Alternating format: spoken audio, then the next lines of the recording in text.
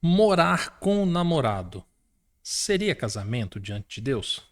É o que nós vamos responder no aconselhamento matrimonial de hoje. Olá, família, tudo bem com vocês? Como é que tá? Tudo ótimo, graças ao nosso bom Deus. Estamos começando mais um vídeo hoje de aconselhamento matrimonial. Sim, vamos responder e-mails hoje. E eu já quero convidar você a se inscrever no canal se você ainda não é inscrito. Já deixa o seu like, que eu tenho certeza que você vai gostar do vídeo, se você puder se tornar membro. Ah, uma coisa importante.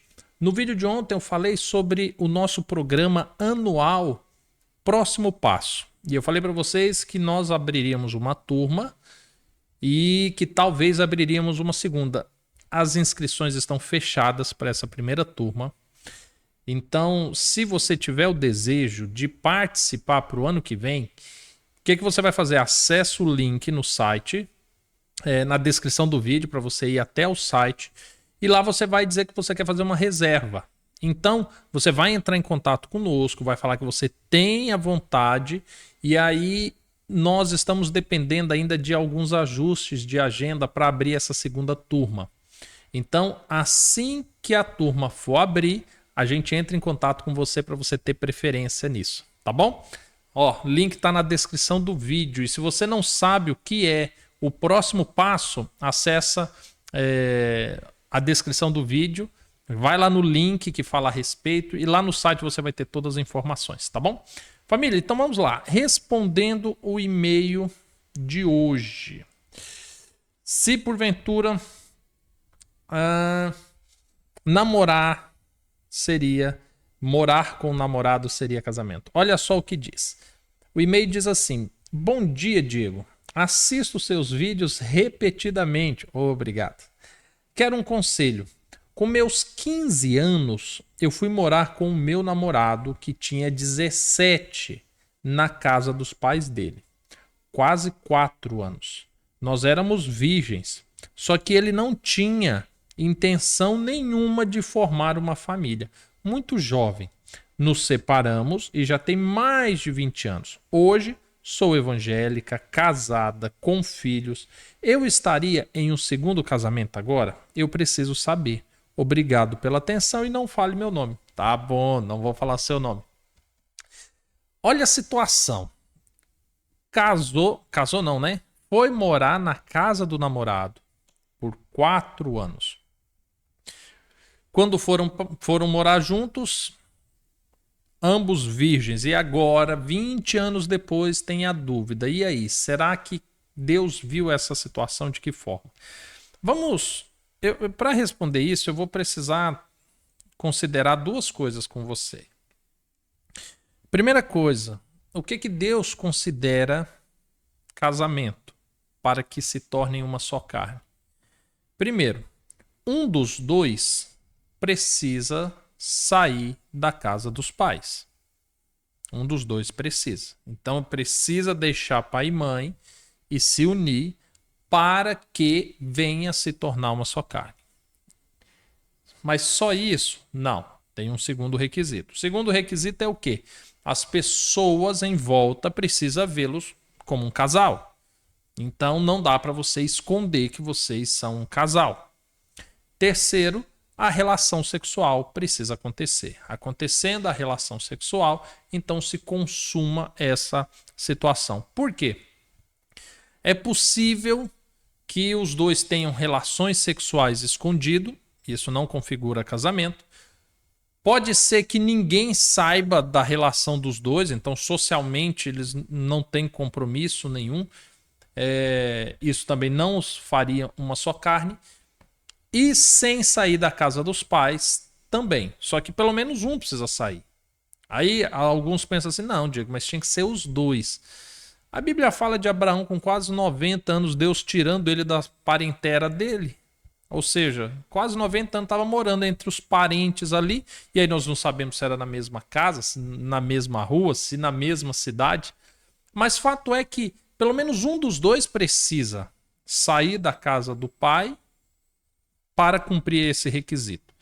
Então, quando isso acontece, pelo menos um deixa a casa dos pais para morar sobre o mesmo teto, tendo essa intenção, esse compromisso social de se formarem um casal e tenha relação sexual, isso é o suficiente para se tornarem uma só carne. Não levamos em conta a crença da pessoa, porque ao contrário do que alguns evangélicos dizem, o casamento não é só para cristão. Porque tem muitos que falam assim, mas eu não era cristão na época. Mas não interessa, casamento não é para o cristão. Deus criou o casamento para a raça humana. Então qualquer pessoa pode se casar.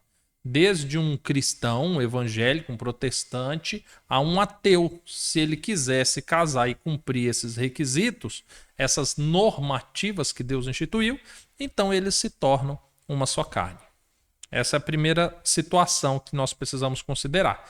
Então, a princípio, sem olhar o aspecto da idade, apenas do fato, eu entendo, à luz da Bíblia, que sim, formaria-se um casal e uma só carne. Certo, agora temos a questão da idade nessa situação.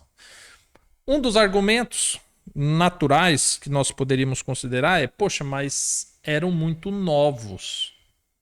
Será que mesmo sendo novos, poderia ter essa responsabilidade, esse compromisso? Vamos entender uma coisa.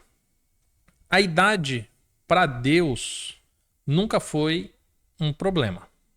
Absolutamente para nada. Vou explicar. A Bíblia fala que a mulher, ela pode se casar, ou a Bíblia autoriza que uma mulher se case, tenha relações sexuais, a partir da sua primeira menstruação. Isso biblicamente falando. Então, biblicamente falando, uma mulher podia se unir a um homem, se casar com um homem, a partir da sua primeira menstruação. A mulher aqui da história menciona que já tinha mais de 15 anos. Provavelmente já havia menstruado. Então, biblicamente, esse fator biológico da idade não seria um impeditivo para um casamento. Aí nós vamos para a questão da imaturidade. Era muito nova, imatura, não sabia a seriedade de tudo isso. Aí agora nós colocamos isso na conta dos pais. Porque os pais são responsáveis por educar seus filhos, por instruir seus filhos. Biblicamente, Deus permitia, mais do que permitir, é uma ordem de Deus que os pais instruam seus filhos. E essas instruções chegavam até ao ponto dos pais interferirem na escolha do marido e na escolha da esposa. Você tem histórias desse jeito, nessa narrativa da Bíblia. Então, quando um pai se posiciona, uma mãe se posiciona para instruir seu filho, isso é louvável diante de Deus. E a partir do momento em que um pai se ausenta disso, a responsabilidade também é dele. Então, quando você olha e fala assim, poxa, eram muito novos, mas olha o grupo de pessoas. Na família, da sua família, provavelmente havia pai, havia mãe. A Bíblia fala de interferência de tios. Olha a história de Labão, por exemplo. E de repente você, não só de Labão, né? A da rainha Esther também. Mordecai era tio dela. E aí você vai pegando, ó, aí você tem possibilidades: irmão mais velho, pai, tio, mãe, avó, primos. Alguém poderia se responsabilizar e falar assim, ei, não faça isso, você é muito nova, isso não vai dar certo, não está na hora. Então, nós olhamos assim e vemos que tem dezenas de pessoas do seu lado que poderia ter intervido para falar assim, não faça isso, pensa direito, você é muito nova. Aí, se ninguém fez isso, todo mundo é responsável, porque viu o rumo que você estava indo e ninguém interviu. Mas corre o risco de você, com 15 anos, ter dito assim, mas eu amo ele, mas vai dar certo. É o amor da minha vida, que é o que nós vemos muitas das vezes. Mas quer seja pela omissão dos adultos, quer seja pela cabeça dura de um adolescente, o fato foi consumado. Além de tudo isso que aconteceu do seu lado, ainda tinha o lado do seu marido. Afinal de contas, ele não tinha pai, não tinha mãe, não tinha irmãos, não tinha tio, não tinha avô, não tinha ninguém que poderia falar para ele, assim, olha, você pegou uma mulher na casa do pai dela. Você tem que cuidar, você tem que zelar, tem que ser até a morte. E aí, quando nós olhamos para isso, o que a gente percebe? Poxa, eram novos, mas sabia o que estava sendo feito. Sabia da responsabilidade de uma ação sexual. Provavelmente viveram junto 4 anos. Se não tiveram nenhum filho, provavelmente sabiam como usar preservativo, sabia dessa responsabilidade. Então sabia. E não tem como a gente olhar e dizer, nossa, mas é muito novo. Davi era novo quando enfrentou Golias. Nós temos o chamado de Samuel, era novo. Você tem reis. Josias, quantos anos tinha Josias quando Deus chamou para ser rei? Salomão. Então você começa a olhar e ver que, peraí, ser novo, será que Deus não imputa responsabilidade pelo fato da pessoa ser nova? Imputa. E casamento é algo muito sério.